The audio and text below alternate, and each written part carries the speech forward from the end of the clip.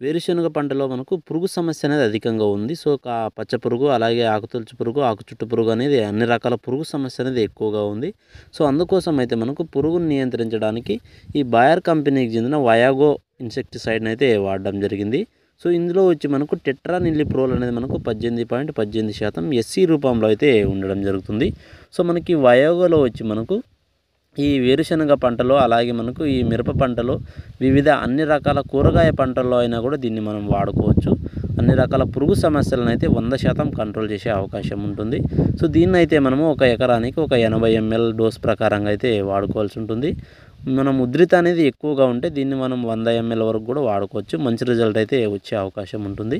So, మీకు ఉధృతి అనేది ఎక్కువగా ఉంటే ఈ 100 ml డోస్ ప్రకారంగా అయితే ఈ వయాగోన్ అయితే తీసుకోండి. దీన్ని మనం 100 ml ధర వచ్చి మనకు దాదాపుగా ఒక 1100కి అయితే మార్కెట్లో లభిస్తుంది.